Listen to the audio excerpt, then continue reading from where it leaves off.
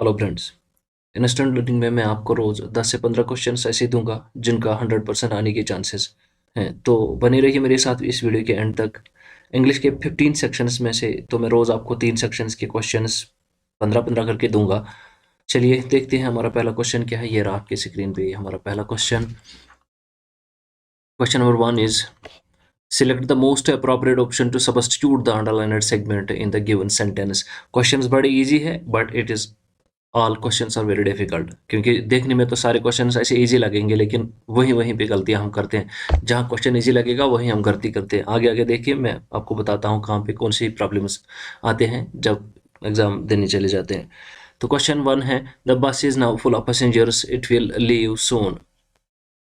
Option 1 है leaves, option 2 is leaving, option 3 is going to leave, option 4 more than one of the above। तो देना किसके बदले है? will leave इसके बजाय। the bus is now full of passengers, it will leave soon, it is going to leave soon। तो हमारा option ये है it is going to leave soon। बस भरी हुई है तो अब ये जल्दी निकलेगी। तो क्वेश्चन सेकंड जो है, हाँ की पॉइंट्स आप पास करके देख लीजिए की पॉइंट्स में क्या है। तो सारी एक्सप्लेनेशन दी हुई है, की पॉइंट्स आप पास करके देख लीजिए। क्वेश्चन नंबर सेकंड को देख लेते हैं।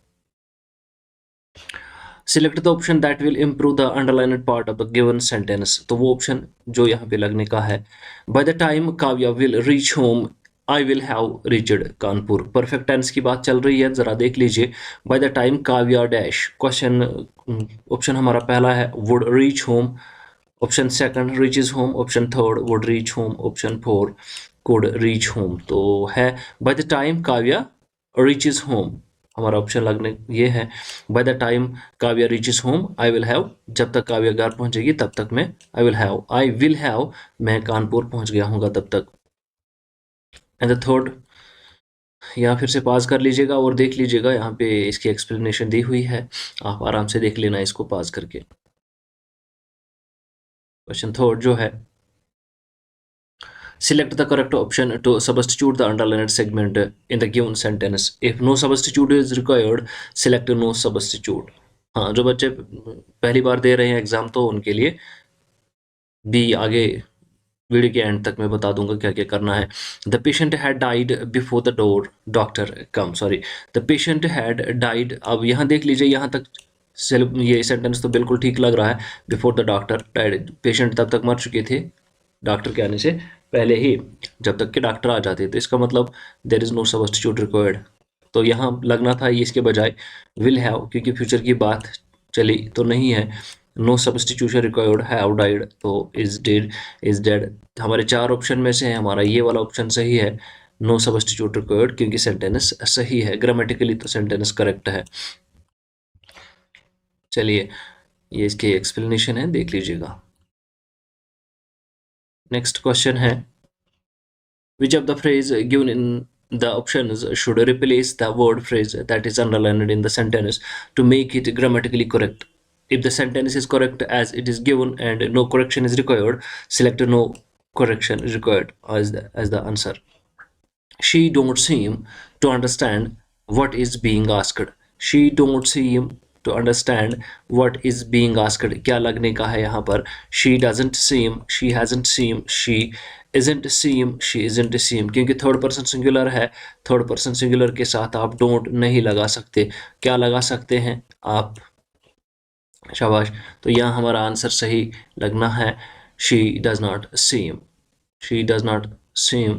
हमारा ऑप्शन फर्स्ट जो है वो सही है। एक्सप्लेनेशन दी हुई है तो आप देख लीजिए किस तरीके से शी नहीं, डोंट क्यों नहीं लगेगा, डज क्यों लगेगा। Sorry for this. तो नेक्स्ट क्वेश्चन हमारा है, direction which of the phrase given in the options should replace the word phrase that is underlined in the sentence to make it grammatically correct? If the sentence is correct as it is given and no correction is required, select no correction। Okay, I am so tired because I didn't slept well। I am so tired। अगर आप sentence को धीरे धीरे भी पढ़ लेंगे तो आपको समझ आ जाएगा कहाँ कहाँ पे कौन सी गलती है। तो फिलहाल यहाँ पर ये दी हुई अंडरलाइंड एरर है, तो ये इसके बजाय हमने देखना है I am tired, I am so tired. यहाँ तक तो ठीक है ग्रामेटिकली, बिकॉज क्यों, I did not slept well, I did not slept well, तो यहाँ पे गलती है, इसके बजाय क्या लगना है, I did sleep, I didn't sleep, I don't sleep, I doesn't sleep, तो क्या लगना है, I did not sleep well, I did not sleep well, तो ऑप्शन सेकंड हमारा सही उत्तर है, ऑप्शन सेकंड। एक्सप्लेनेशन देख लीजिए, did not, correct option is did not sleep well, तो हमारा क्या बनता है फिर आंसर इसका, ऑप्शन नंबर 2। नेक्स्ट क्वेश्चन,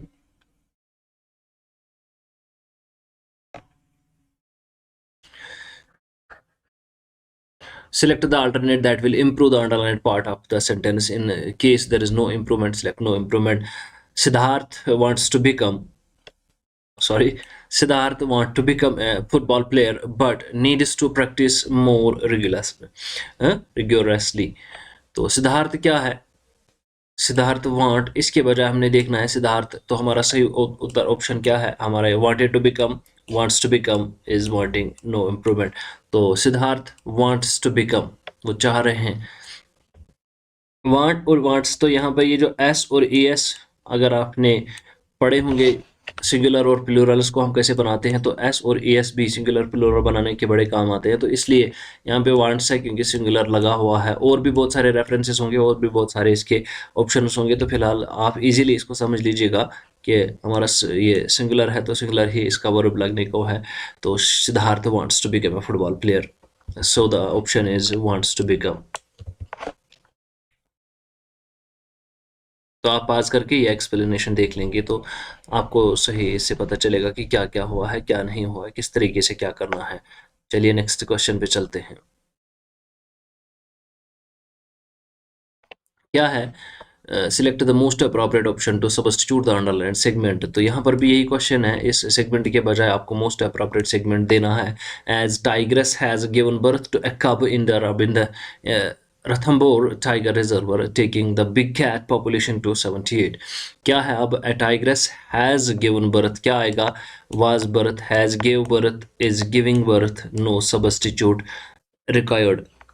तो आप देख लीजिए, the tigress has given birth, क्योंकि उसने दिया हुआ है तो ये सही है, परफेक्ट की बात चल रही है, टू अ कब, इस रिजर्वर में जिसने पॉपुलेशन को 78 तक बढ़ा दिया, तो कोई इसमें ऐसा सब्स्टिट्यूशन की ज़रूरत नहीं है क्योंकि ये सही परफेक्ट की बात चल रही है, नहीं इसमें कोई ऐसा ज़रूरत नहीं है, कोई भी substitution, no substitution required.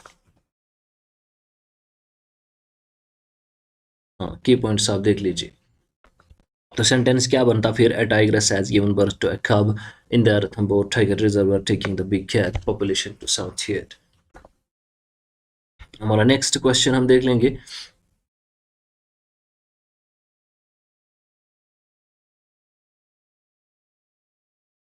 The first meeting of standing committee will be hold next week.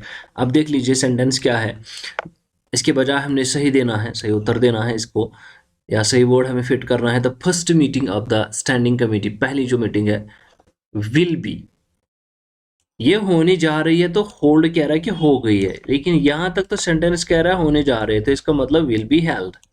Will be held हमारा किस वाले ऑप्शन में है, will be held next week, ये वाला ऑप्शन हमारा सही है, ये वाले ऑप्शन हमारे गलत हो जाते हैं।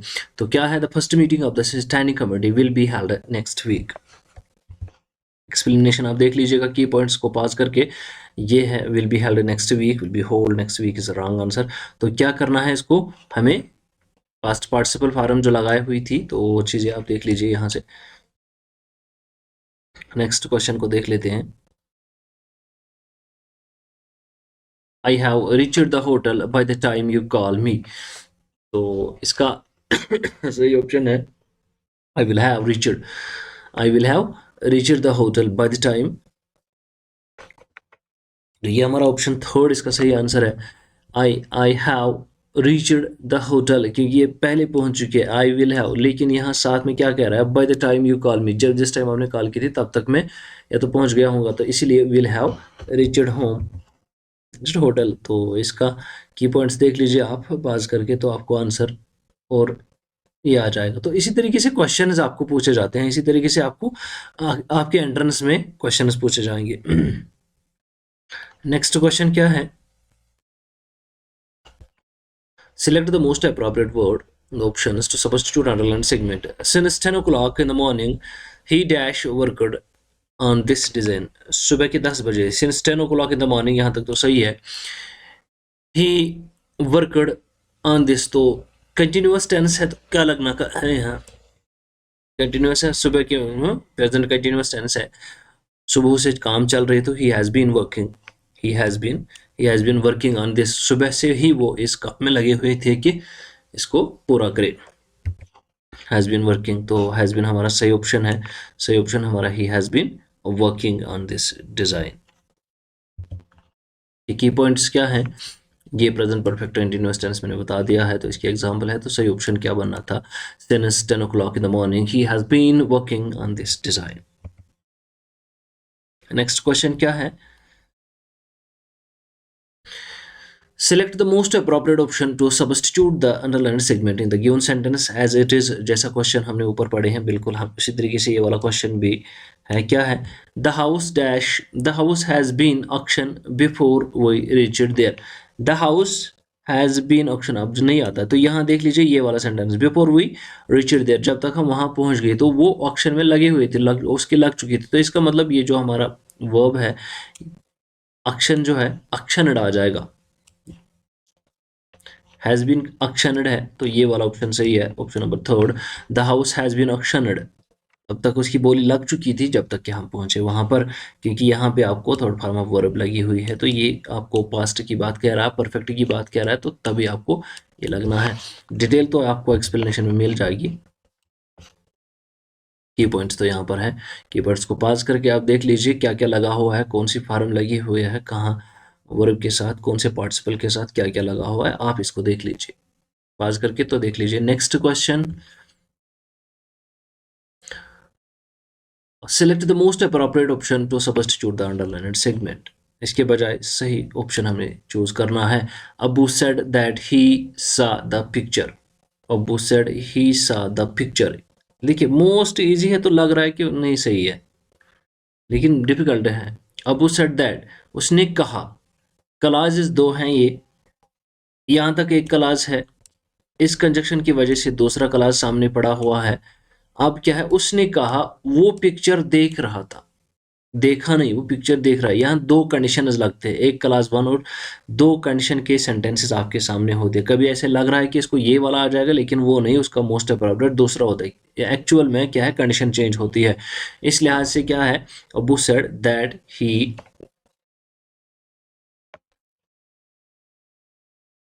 एक सेकंड, हाँ, he had seen the picture, क्योंकि पास्ट की बात चल रही थी.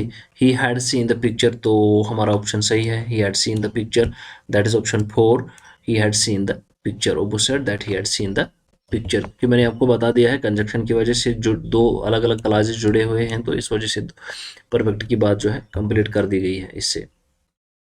तो ये इसकी एक्सप्लेनेशन आप देख लीजिए. क्या है? सब्जेक्ट है और थर्ड वर्ब की थर्ड फॉर्म है प्लस ऑब्जेक्ट है. तो नेक्स्ट क्वेश्चन हमारा है, I shall certainly write to you when I shall reach Bengaluru. तो कौन सा ऑप्शन लगना है? No substitution required. I reached, I am reaching. I shall certainly write to you. Future की बात चल रही है, मैं आपको लिखूंगा. When I reach, क्योंकि ये तो ऑलरेडी शैल की बात आगे चल रही है. जब मैं पहुंच जाऊंगा मैं आपको लिखूंगा. I reach. Okay, I reach Bangalore. तो ऑप्शन सेकंड उसका सही आंसर ये है. नेक्स्ट क्वेश्चन हमारा है,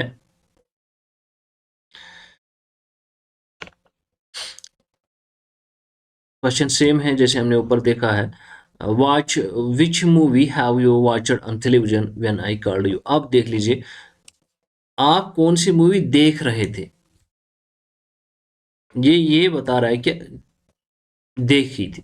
अब पास्ट की है, जब मैं उधर पहुंचा, व्हेन आई कॉल्ड, जब मैंने आपको कॉल की थी, तब क्या है? You were watching. You were watching which movie, which movie have you watched, which movie were you watching on television, कौन सी मूवी आप वहां देख रहे थे जब मैंने कॉल किया आपको, तो हमारा option where you watching, option number third हमारा सही आंसर है। नेक्स्ट क्वेश्चन चलते हैं, तो इसकी एक्सप्लेनेशन आप पास करके फिर से देख लीजिए। तो हमारा सही और आखिरी शायद क्वेश्चन है, select the most appropriate option that can substitute the underlined segment in the sentence. If there is no need of substitute, select the no substitution required. When Sarisha knocked at the door, someone peeped through the window. अब देख लीजिए, when Sarisha knocked at the door, क्योंकि उसने दरवाजा खटखटाया है, तो past की बात है, परफेक्ट की बात है। someone peeped through the window, किसी ने खिड़की से देखा, तो knocked आ सकता है। knocked at the door, knocked at the door, knocked at the door, तो ऑप्शन नंबर 4 हमारा सही आंसर है। when Sarisha knocked at the door, someone peeped through the window। तो ये इसकी एक्सप्लेनेशन है, इसको पास करके आप देख लीजिए इसकी क्या ऑप्शन है। तो ये थे हमारे क्वेश्चंस। आगे हम नेक्स्ट हमारा जो नरेशन है उस पर बात करेंगे। ये मोस्टली जो है आने वाले क्वेश्चन है, क्योंकि लेटेस्ट ऑब्जेक्टिव्स है जो आएंगे। 100% चांसेस के साथ मैं कह रहा हूँ कि इनमें से कोई ना कोई डेफिनेटली आएगा, क्योंकि 15 सेक्शन है। 15 सेक्शन में आपको इंग्लिश के कितने मार्क्स है? इंग्लिश के आपको 24 मार्क्स हैं। 15 सेक्शन में आपको इस तरीके की, अगर ये 15 क्वेश्चन हैं तो 2, 3, 4 तो इसमें से आ ही जाएंगे, या तो इसी तरीके से आएंगे या तो इसी में से 4, 5 क्वेश्चन आ जाएंगे। Hope it will help you. So thank you very much.